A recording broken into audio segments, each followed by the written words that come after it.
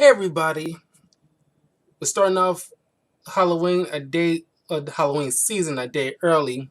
It's September 30th. Tomorrow will be officially October 1st.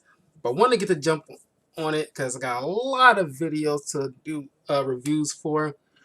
All Halloween centered or scary centered. And I want to start off with a good one. And it's one of my favorites. I just want to let you guys know, as I expressed to you last year, for the month of October. I'm not a horror guy, uh, especially when it comes to like gore. That's not my thing, or torture porn. That's definitely not my thing. But there are stuff in that vein that I do uh, uh, think is pretty good and well made. American Psycho, starring Christian Bale, is one of those movies.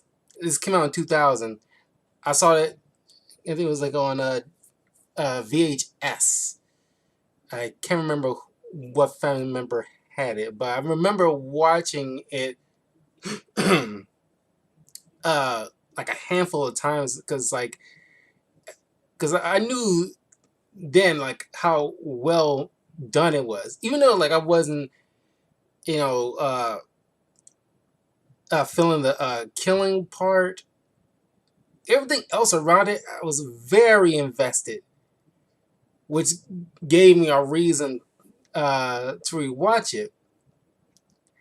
And yeah, I at the time when I was a young kid, at the time I thought this had some kind of association because no, wait a minute, it was in high school film studies class that our teacher showed us, the classic movie, Hitchcock movie Psycho, and I'm pretty sure, like I could be misremembering, but like I could sworn I asked the teacher, "Is this got something to do with the American Psycho?" Because Psycho, I thought it's like, I thought at the time American Psycho, was like a updated, remastered type of film based off of the Hitchcock movie Psycho. Turns out it wasn't, but it's just like a title similarities. But you wouldn't blame me for thinking that because you got two psychopaths, but one spoiler alert for Psycho, one guy. Well, if you haven't seen the original Psycho by Hitchcock, cover your ears for a minute. This is completely spoiler, but I do recommend you seeing it because that is pretty good. Spoiler alert. I'll do this when I'm done. Spoiler alert. Uh, the guy dressed up like his mom in the hotel that he runs and ends up killing people. So that's why I thought like, oh, these two, I thought like American Psycho might have been like a remaster or something, but completely different methods. And this movie had like a budget. This is very impressive. This movie had like a budget of 7 million, and in the box office, it raked in $34.3 million. Very well done. It stars Christian Bale as Patrick Bateman, Willem Dafoe as Detective Donald Kimball. I was completely shocked when I found this out a while back. Uh, Jared Leto is in this movie playing an associate uh, named Paul Allen.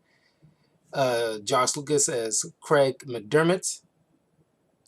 Uh, Reese Witherspoon, a lot of these guys, this is like their early work. Reese Witherspoon as Evelyn Williams. Uh, so, you know, quite a handful of people that you would recognize easily. And you would not believe that, you know, uh,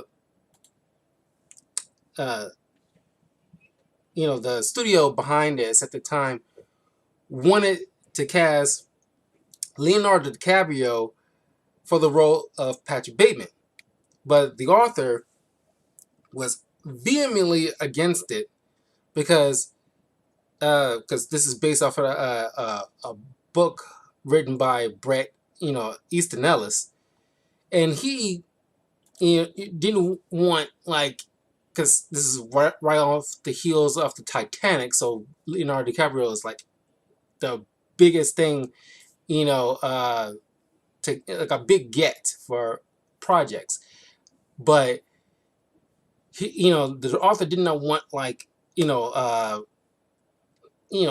females, young females idolizing uh, a serial killer. They need like a fresh face and one without any kind of boyish, appearance. So they went with Christian Bale, who was, relatively a no name at that time, because I think his first acting role when he was like 17 or something like that. He was like a very minor, I won't say a very minor, but minor kind of thing. What was it? Something under the sun. What was it? What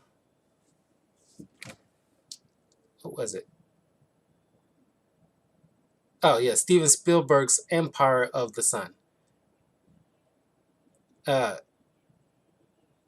he was 13 at the time, so it was his most famous role. He wasn't like minor in it, but he was very young at the time. So I think that was a good call, because Christian Bale is a phenomenal actor. Like I still like to poke fun at his like iconic outburst on I forgot what set he was on, but uh he's like, "Oh, good for you!" Like I still quote that. That was hilarious. Even though like I'm vehemently against like, yeah, just a tangent here. It's always kind of irks me when like a lot of these like a handful of these actors get so big they get these kind of egos to the point where they behave this way, or at least in a myriad of ways, like with you know Tom Cruise and Christian Bale getting these weird outbursts yelling at the crew, like they're 5-year olds, like they treating them like they're kids, like they're 5-year olds or something like that. But you're talking to a room full of grown adults, and like star or not, like like I was no way in hell that anybody would want to be talked to like that. But it's Hollywood, especially at that time when I was carrying on. Not a lot of people would. The studio would like, oh, we'll just the big star is making us money, so f the rest of y'all. So it's like you can say wherever you want. Doesn't mean like you probably getting much work, which sucks. Because like I don't care like A-list or not. Talk to a room full of grown people, whether you're right or not. There's better ways to handle that. Because then you just look like a fool, especially when that kind of stuff gets out. Then you get stuff like with Jared Leto, ironically, with this super method acting that most other actors who understand the whole point of method acting, whether they do so or not, they understand the craft. You can't let that spill over, to everybody else, because nobody wants to be involved in your process. That's the thing. You keep that stuff to yourself. Don't send used tampons and condoms and stuff like that to your coworkers. That's disgusting, and no one wants to be around you when you act like that. You take that kind of crap too far. It's very try hard. Like you're trying to get in the zone of the Joker, but it's like you're just coming off like very weird, and you're just gonna get like a reputation that's not good. Uh, but anyway, this is like a great of a case study when it comes to like the matters of like how a psychopath would like operate. You get like at least this movie is great in order to like, I mean, along with Psycho, but I think this is a little bit uh slightly better because I compared to the two, even though I respect Hitchcock Psycho, I think this movie is definitely a little bit better, and you should watch this if any teachers out there, especially when it comes to like film studies or something in that vein. Show this movie to your students or have them watch it as homework, just to have like a case study, especially when if you're like criminal psychology or anything in that field where you want to be like a the FBI or like police officer or detective or something like that. That's like criminal psychology. You should watch a movie like this to at least you know be like a good example. Kind of uh because there are psychopaths out there. Not saying like they all won't be like just they all are serial killers or anything like that, but it's just like the pathology. um, you know, they like right in the beginning of the movie, you get like a good narration coming from Christian Bale. Uh, you know, after he tells you about his routine and mentioning about there's an idea of Patrick Bateman. And remember this video of this uh, psychologist or therapist who was viewing this scene and brings up how uh, psychopaths like this, the way even Patrick Bateman is describing, he's wearing like a mask. He has to put on this kind of facade to fit in. You hear Patrick Bateman often brings up about fitting in. And this is the height of like the 1980s yuppie Wall Street, capitalistic boom craze that's being like unearthed at this point. And Patrick Bateman is like a Wall Street broker, investment broker, something like that. Yeah, investment banker. And when you look at this, you get the idea why he was chosen for the role as Bruce Wayne Batman by Nolan, because he gives off this like Bruce Wayne vibe minus the psychopath. And quite often I keep calling him Patrick Batman because it's the way, it's not that I'm like autistic or anything like that, but it's just like uh no, not autistic or dyslexic or anything like that, but it's just like it's the way, if you glance at it or you don't read it closely, your brain would just register Batman the way without the E. I thought it's pretty funny. Like I keep calling Patrick Batman. But yeah, as he goes through this routine, because this is like part of one of my favorite parts of the film is when he's just going through like his narration and his routine, and of course he's not the protagonist, but he's definitely the antagonist. But you're following his uh,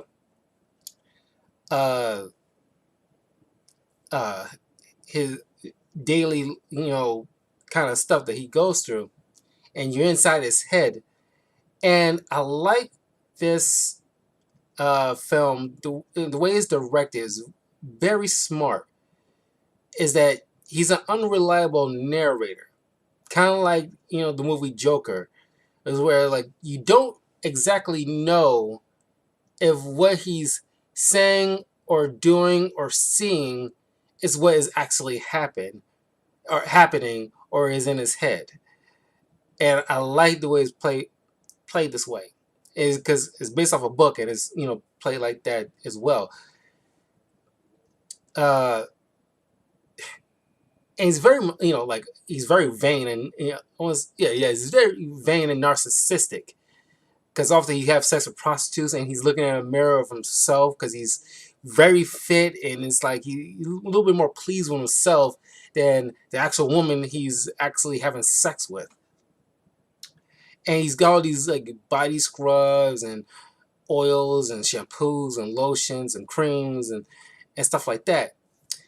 And no joke, you can tell, like, it's like when you watch a film and you kind of want to like imitate certain things from a film.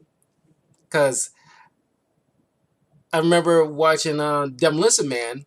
I was telling this to some friends, like a year or two ago, after we was like, talking about like Demolition Man.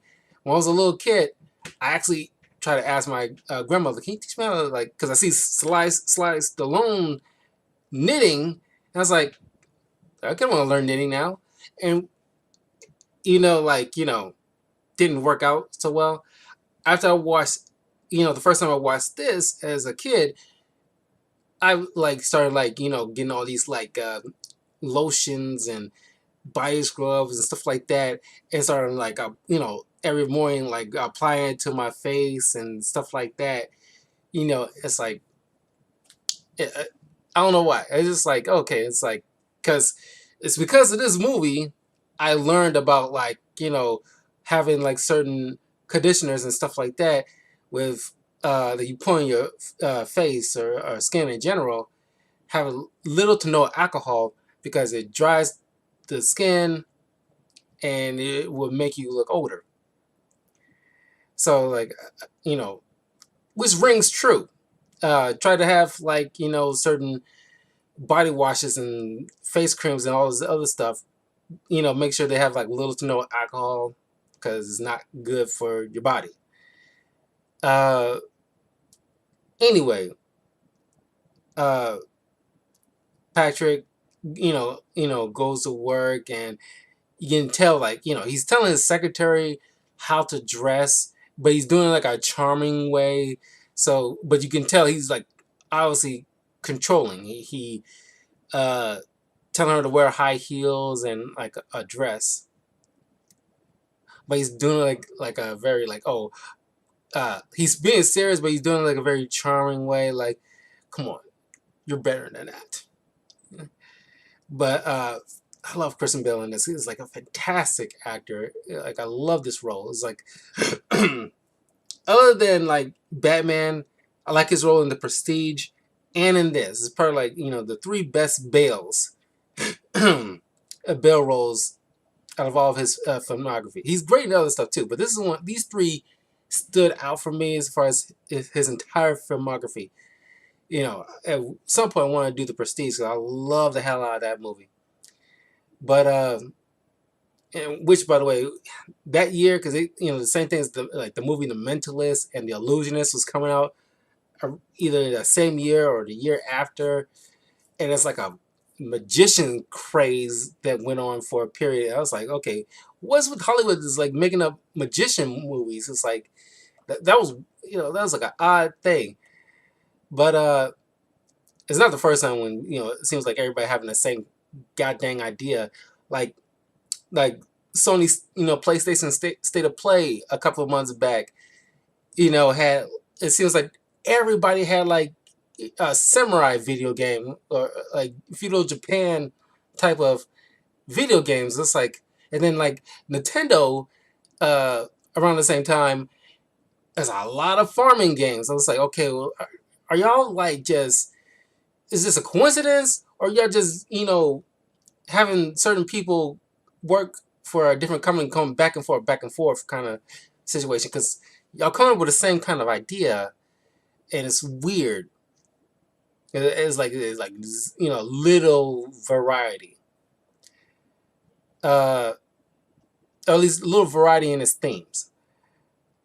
Anyway, uh, I like this part. This comes into play about like unreliable kind of narration, but he's at this club with his like yuppie buddies, and he's going to the bar waitress, and he's handed her like a ticket stub kind of thing, which I don't know if that's actually like a thing they did back in the 80s because I wasn't born until 1988. Uh, and mentions like, "Oh, we don't take these anymore. It's cash bar," and like he tells her what he wants, and as soon as she goes, turns her back to like make the drinks, you see like a mirror on the wall, and he's I never forget it because like, a lot of the scenes in here really stick out, uh, and it has nothing to do with like the gory parts either. But it's like uh, he just says because like the music blaring. Because at first when I watched it, I thought he actually said it, but the music was blaring, so nobody could hear him. But he said like, "Oh, you stupid bitch! I want to cut you up. I want to stab you to death and play with your blood." And she just comes in with the drinks, and he just smiles and they walk away.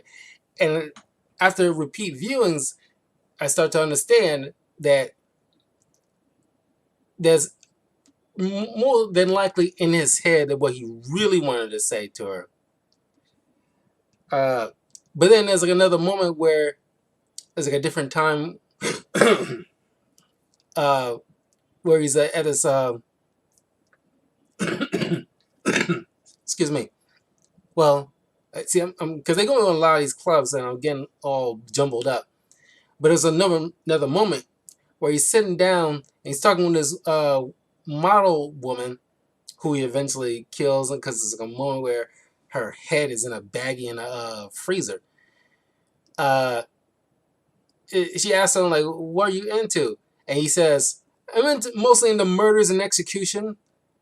I'm like, "Oh yeah, like I know somebody who's into mergers and acquisitions." So it's like, because he says these certain things, but either people are getting confused for what he's either people are confusing what he says with something else. That's because all these people he is around with are yuppie, upper crust socialites, and they too into their own little worlds because they don't see like then the person they're talking to as like you know what's beyond the veil that they have. It's like they hear what they want to hear kind of situation. Uh, so uh, there's moments where like he's going his little because he usually keeps that kind of stuff under control when he wants to just kill somebody. He kills this homeless person and his dog, which is kind of like because I really don't like watching animals getting uh, uh, killed or hurt in films. Oh, that's another thing. Speaking of dogs, Equilibrium was another good Christian Bale film. Uh, uh, where like a movie there where I got dogs being harmed.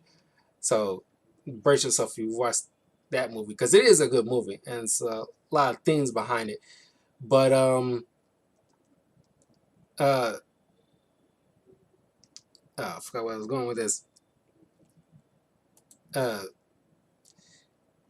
Bale, Patrick Bateman, he kills this homeless guy played by that's what I was, that's what I was remembering, played by the late Reg E. Cathey, who you might remember him in a lot of stuff like Oz, The Wire, but he was also uh, in the Luke Cage TV series, and he was doing that.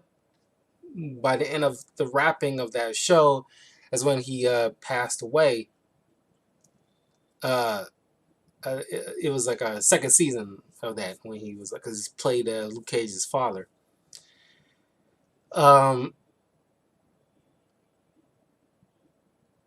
and he kills the both of them. And but before he does that, he asks because he was like a homeless beggar, and he asks for money, and like he steps down and asks like him like, you know, why don't you get a job? Because clearly he doesn't care. Like he doesn't have that mechanism in his brain to process empathy. Uh, so he asks like like why you not working? And like the homeless guy doesn't know what's going on. He just answered his questions like, I'm just too sick to work. And like, it's like, get a job. Like he asked his name. I think it was, uh, no, it's not Paul, but I'm blanking on it. He tells his name like, get a job, Al. That was it. Like, get a job, Al. Uh, uh, and he proceeds to kill him. Uh, but As the movie progresses, you see his like starting his mental state starting to spiral a bit because he's in a relationship because like it's all about like social status, putting up appearances and stuff like that.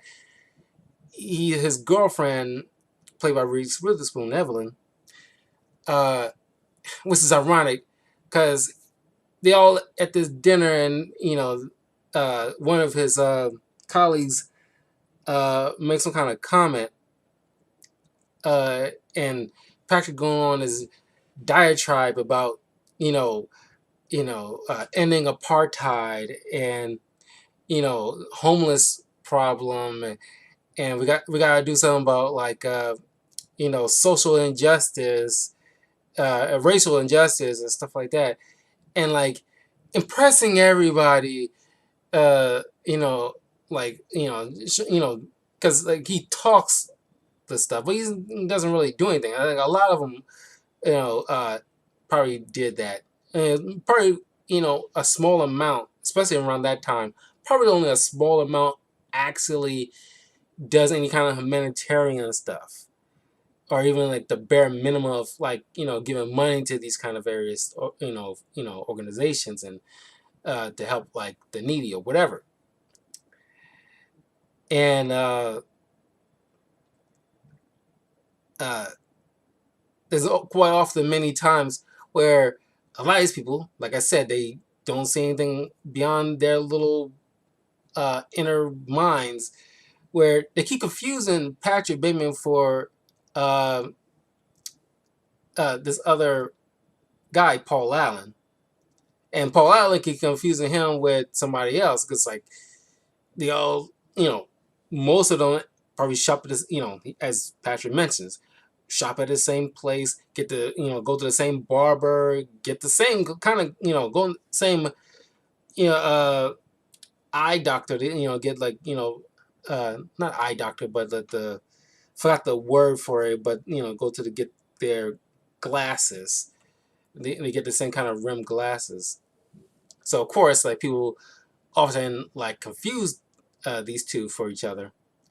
But this also gives Patrick an insight how like other people are viewing him, keep calling him like like a loser and all this other negative stuff behind his back. He's saying in front of them because they don't bother to learn these people's names, or even when they hear it, it goes in out, one ear out the other, that kind of stuff. Uh, um, there's also there's moment where like these guys are comparing business cards with each other.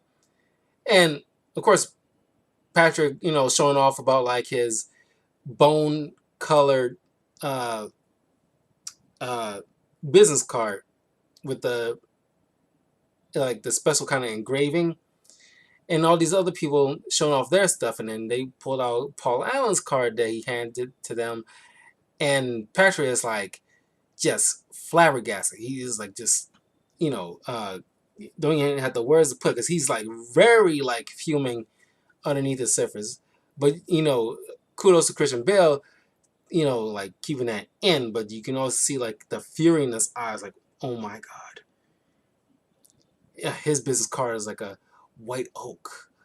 Oh my god, white oak with the gold bordering whatever. And it's like, and he's just like, he's telling with glass, and it's like one of his colleagues knows, it's like, Patrick, you're sweating. And it's like this obviously like it just ticks him off. And so after one Christmas party, uh, he invites Paul Allen to have like a dinner with him, gets him super drunk, and this is why my all-time favorite scene out of the entire film. And every time I hear this song, "Hip to Be Square" by Huey Lewis and the News, which they're not a band that I mess with, but "Hip to Be Square" is because of this movie. Uh, "Hip to Be Square." Every time that plays, or whenever I hear it, I think of this scene where you know Paul Allen's drunk off his butt, doesn't know which way it's up right now, sitting in Patrick's chair that's on top of a bunch of newspapers. Patrick goes gets like this raincoat and an axe, and as he's describing what Huey Lewis the song means to him, because because they because a lot of these guys buy, this is the 80s, early 80s, and consumer culture, people buying stuff that more often than not they don't need, or just for like to show off. And so wherever's popular, whatever kind of music that's popular, they buy the CDs just to have like the hottest new thing without actually buying them, because a band or a few of the band songs kind of really speak to an individual. But he plays "Hit to Be Square," and then proceeds to, it's like always remember this part. And it's like, "Hey Paul," and he turns around and like, "Yo, God, God." It's like, God, that entire scene is absolutely my favorite part of this entire film. And I love other stuff from this film, but man, that part was like jarring. He just wails until his head comes off. Uh, and he proceeds to then wrap up the body, drag it, then go to Paul Allen's house. He took his keys, and at that time, it seems like uh, uh, a very ingenious way of handling, of disposing of a body for the 80s. However, because I watched the TV show Dexter, and I think that character knew how to dispose of a body. It was very methodical, very ingenious. You know, uh, uh, but looking back on how Patrick Bateman handled this stuff, I was like, God, that is just like, hey, you don't have. He usually seems like so careful, but it's like, of course, this is May 2000, and like Dexter was like, like several years later. But it's just like, yeah, you got like newspaper down, but that's not going to cut it. And it's like, you need something the way Dexter always have stuff set up the way, because like if you want to take somebody down, you do not want like anybody noticing you anyway. Have type of drug to inject the person and knock them out, so you can securely take them back to a place you have arranged, so everything's like all like covered by plastic sheets, so blood gets everywhere. There's no trace of a residue anywhere else. Got the body, you know, well, in Dexter's case, toss him, far out into the ocean, because he had like a boat at the time. But it's like, you know, you know, everything's like secure. Very to little, very zero. As he got away with it for several years. Don't get me started on the final.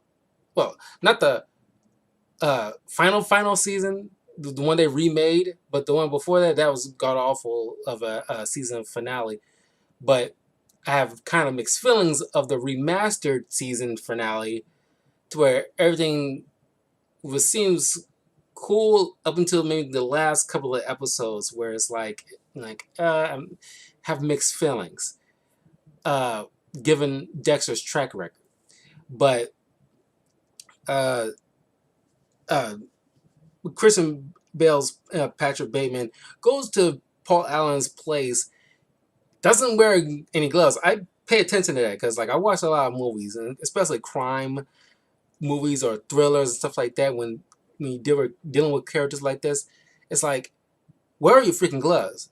And in the 80s, they had forensic stuff. It wasn't as good as it is now, but it's still there.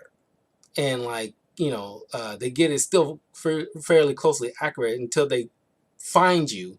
And he's grabbing Paul Allen's suitcase, grabbing a chunk of his clothes and other things in a suitcase, just to lead people to believe that he took a trip to London, because he went to this his answering machine. This is very old school. Uh, even I remember about answer machines uh, uh, before things transitioned to cell phones. But it's pretty much the same thing. You leave a message on somebody's phone, but I don't think anybody even does that anymore. They just text. But you leave a message on the answer machine, but you set up a different kind of thing to where it's somebody calls, they want to leave a message, they hear the recording, like like uh uh Patrick feigns it wasn't even a good impression. I never understood how anybody can be fooled by that, because I'm pretty sure everybody, because we compare Paul Allen, how he talked, to where how Bateman talks, not very good at all of a comparison. It's hasta la vista, baby. And it's who are you imitating? Because at that time, Jared Leto has a kind of a boy's voice, and it's you adding some bass to it that's not there. But anyway, uh, so he's setting all this up, so because eventually people gonna know that Paul Allen's missing. So he's trying to get the uh, eyes to be off of him. If case he ever been asked, he can just say whatever. That's technically true, but nothing else beyond that. So you see Detective Kimball come knocking on Patrick's office door, asking questions, and this part, his role gets very freaking confusing, because like I said, this is probably the whole unreliable narrator situation. But uh, the detective sees Patrick 3 times out of this entire film. Once he came in unannounced without an appointment and started asking preliminary questions. Then they rescheduled for a lunch after he, check up on some other stuff, some other leads, and he seems like he was not hot on Patrick's tail, but it's his stuff seems, the way he gives the impression something doesn't smell right with this guy. I don't have concrete proof. I'm just sussing the situation and feeling his vibe right now, as most cops probably would do. But the third time he sees him, it seems some people say that they think they saw him somewhere in London, but they might have been mistaken. But it's I guess that was that. But I that's probably the one thing that's kind of damning for this movie. I kind of want to see more with the detective, because once Patrick starts to spiral, because uh, uh, uh, things starting to come undone, people uh, starting to believe that they seen Paul or that kind of thing, and it's like things starting to unravel. It's like, okay, like what's going on? Because like I you know did this, but everybody's like saying like, oh yeah, well, he was there, and like I saw him, kind of stuff. Like what? Like it's like too easy. Something's amiss. Like then he started like seeing things, but the really quick, the detective. I really really wish that he would have shown up at least one more time. But I guess that kind of ruins the ending to this. But it just seems like that part seems left in the air to me. There was no kind of resolution for that part. Uh, it did not need to result in bringing Patrick in, but it just seems like he was going to come back in a different scene, but we never got it. But Patrick decides to go back to Paul Allen's place because that's where he killed a couple of prostitutes, one of which she nearly got away, and he was bringing a chainsaw. And this part freaked me out the most out of the entire film. He started chasing her down the hallway as he's trying to make it out the apartment. He's chasing her with a chainsaw, and he knew she already got like a massive head start, and she's running down all these stairs. I guess she couldn't wait for the elevator, obviously. Good, that's decent enough reason. But she's screaming bloody murder. But this is New York, I think it's worse back then in the 80s than it is now, I imagine. But you hear somebody panic screaming, no one wants to come out and like do anything. But then, plus I'm assuming it's like really late, so most people probably sleep. But you hear like a big ass chainsaw engine revving. You think somebody would be like, huh? Or going through the people or something. But as soon as she's like running downstairs, he somehow calculated the right moment to drop the chainsaw to where it falls and hits her in the right way, cutting her up. That seems like, okay, that is movie bullshit right there. And it's like, are you like a part cyborg or something to perfectly calculate when to drop the thing to hit her at the right moment when she's broaching the end of the stairs? But then things really spiral. Okay, like he goes to like back to his apartment. Then he has to clean up any kind of like because he left stuff in like the freezer, and you know, his presence in this place where he does all this extracurricular activities. But he goes in. This is where it really gets kind of trippy. He goes there, sees this weird, which is kind of very off-putting to me to this day. This realtor who oh, are you at 2 o'clock appointment? Are you here for the uh open house? And like, oh yeah, did you see the ad in the paper? Yeah. I'm like, there was no ad in the paper. I think you should leave now. Oh, okay. And he just backs up because like everything in this place has been stripped clean, repainted, remodeled, that typical open house thing. And it's like he's completely confused because this was a fully furnished place, and he still had the keys.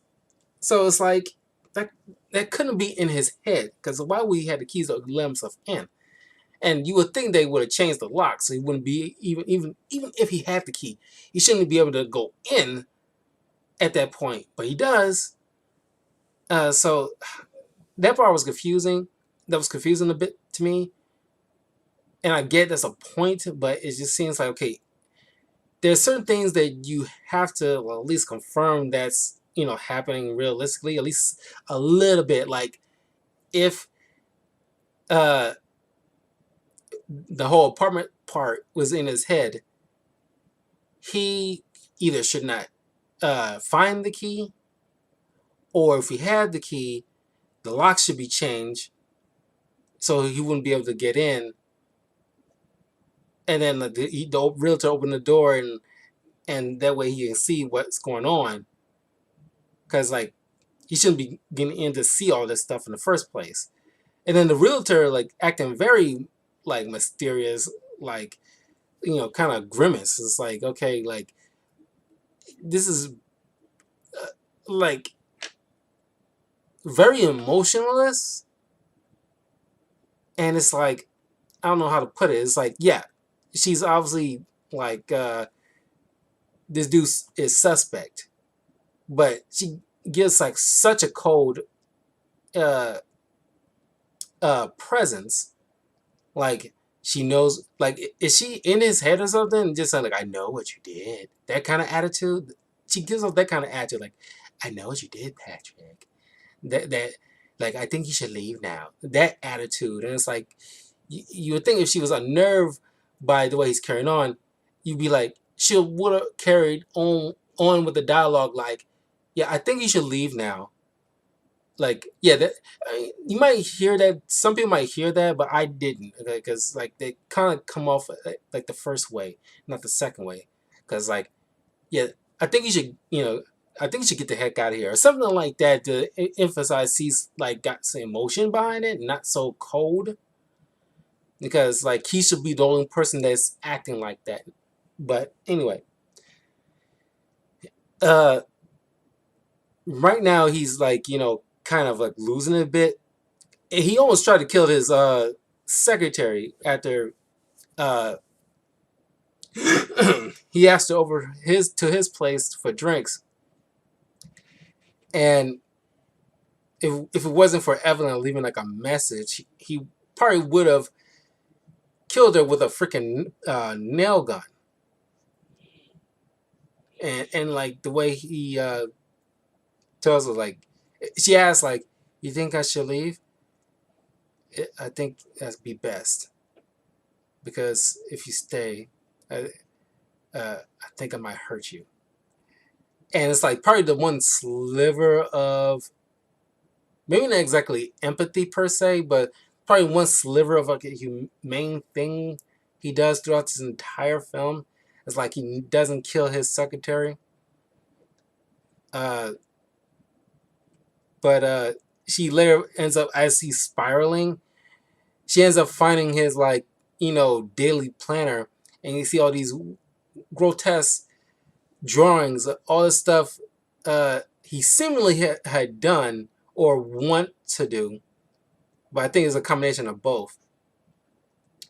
There's one panel that kind of stuck out to me where he's a drawing of like a headless woman as he's putting his penis in her mouth and actually you know fucking the head uh, uh, uh, uh, was like a pretty extreme. Uh, like just that book alone was like a red flag. But out of all the stuff he'd done previously in the scenes, this part was like a huge red flag. Uh, then he goes like later on that evening, he goes to like the ATM and it's telling him to feed it the cat, the stray cat that's walking by his leg. And he's about to shoot the thing because he had a gun, and an old woman happens to by, and it's like, "What are you doing?" And he shoots the old lady. Cops come in, seemingly like a nick of time. It's like, were you just coming by? Because that was pretty fast. He starts running down the street. He shoots at some cops, and like this is where I think like a lot of people be understanding how blatant of, okay, this is like gotta be in his mind.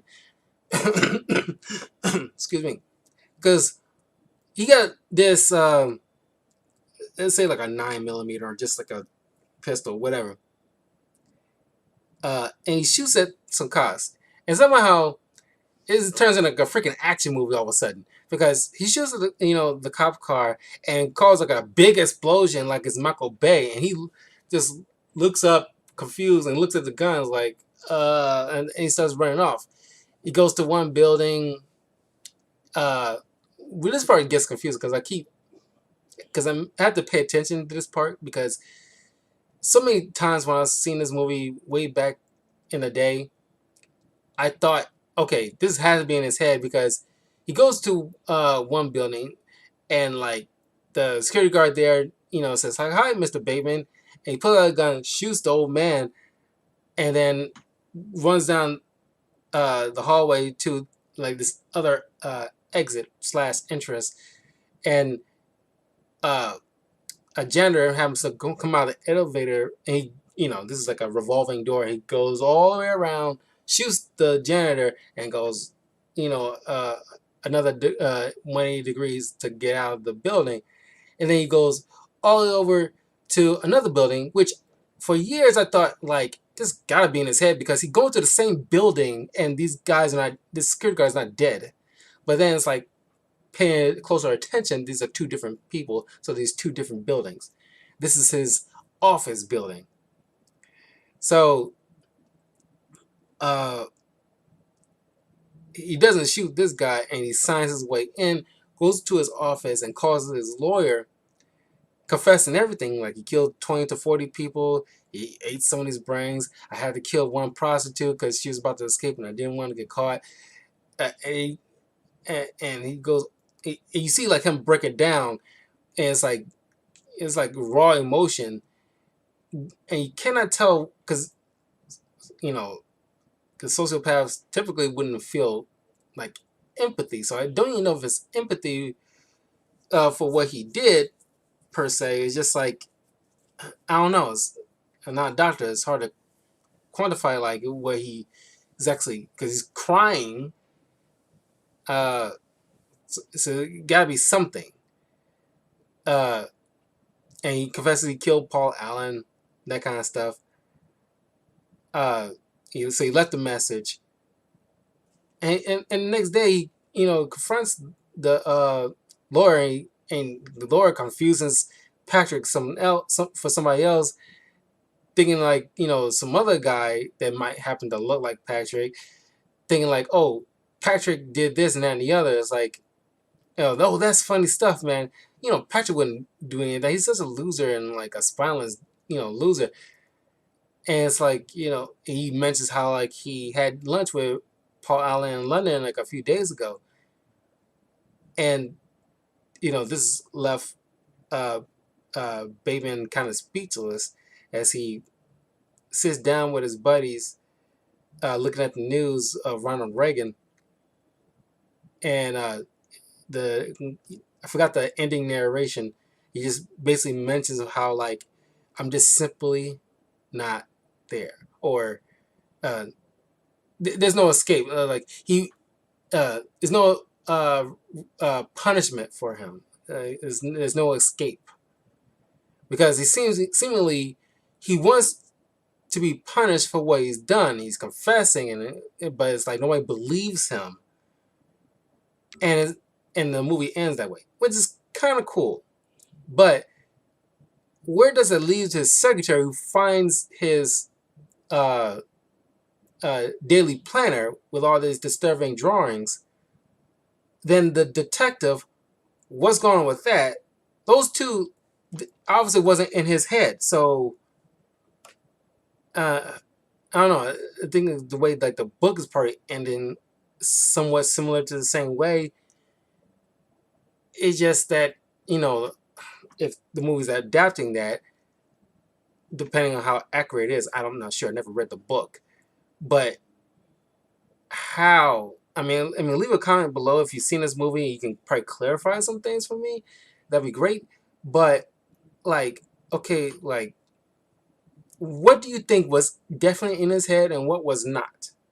Because obviously, the detective and the secretary were not in his head, and those questions are left up in the air because, like, she should at least definitely call the police or somebody for these disturbing drawings. But you wouldn't think at that time they wouldn't take those seriously.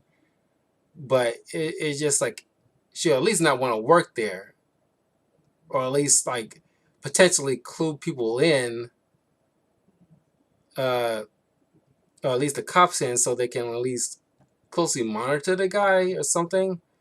Because like he probably he wants to be punished, and he would probably confess to everything. But anyway, don't forget to leave a like and subscribe, hit the notification bell if you want more content like this. But yeah, highly recommend American Psycho. It's very, very good. Because I might be in a minority on this, because like the unreliable narrator, that kind of stick. That is the point of movies like this, and like the Joker. But even with the Joker, there was no. It was clear that like the woman that played by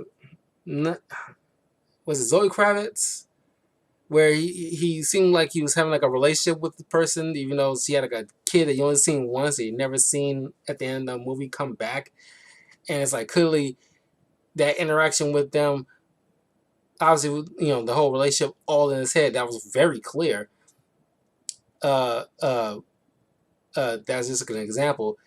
This, you see things like the cop left unanswered because that couldn't be in his head, and like him should be making a return, or at least be one of those police officers that's trying to bring him in after, like you see all the little shootout with the cops and everything like that, or the SWAT team with the helicopters. They should be like, like getting calls from like this detective saying like, like there's the guy that fit the description of blah blah blah, and you know that kind of thing. At least show us something, or at least show us something with the secretary and what she done with these drawings. Did she tell anybody? But like I said, it's like case by case of a person who feels like that doesn't need to be answered, or do you believe that needs to be answered in some fashion? It shouldn't upset the ending, but it shouldn't be left up in the air that much. But anyway, stay tuned. In a few minutes, this is very rare for me, but I watched Hocus Pocus 2 earlier this morning. I really wanted to talk about it, so it's going to be full spoilers. So a few minutes, I'll have that up.